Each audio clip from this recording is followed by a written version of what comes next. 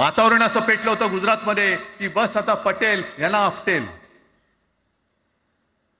पण त्यांनी काय केलं बरोबर? पटेलांना भडकवलं, पटेलांना वेगळं केलं आणि पटेल तर सगळं एकत्र केलं.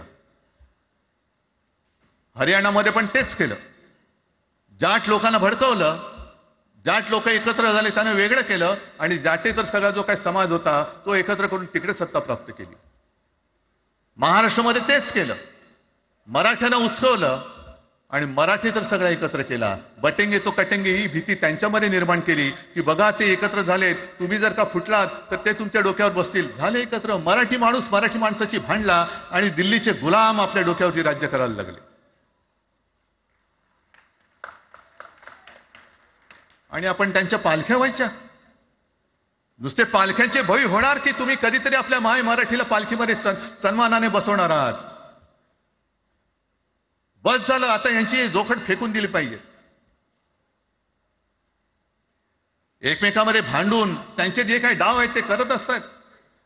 मी पेपरमध्ये बघितलं, काल बघितलं, आज बघितलं. आमचे पंतप्रधान जगभर फिरतायत.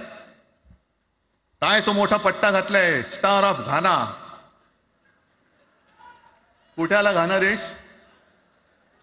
इकडे घाण आणि तिकडे घाना, स्टार ऑफ घाना.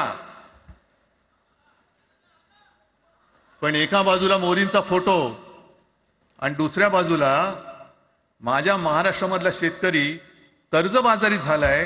त्याला बैल सुद्धा तर पोसत नाही, बैल मिळत नाही, म्हणून त्या नांगराचं जोखड घेऊन तो शेती करतोय. मग एका बाजूला हा शेतकरी, त्याच्या खांद्यावरती गळ्यामध्ये ते नांगराचं जोखड आहे आणि तिकडे आमचे पंतप्रधान स्टार ऑफ घाना. लाज वाटली पाहिजे, लाज. खरोखर लाज वाटली पाहिजे. आणि आजच पेपरमध्ये बातमी आले, 2 बातम्या आल्या की लाडक्या बहिणीचं पोर्टल आता बंद, नव्याने नोंदणी होणार नाही. बसा बोंबलत आता. आणि त्याही पेक्षा सगळ्यात भयानक गोष्ट म्हणजे संपूर्ण देशामध्ये सगळ्यात जास्त कर्जबाजारी शेतकरी कुठे असतील तर ते आपल्या महाराष्ट्रामध्ये आहेत.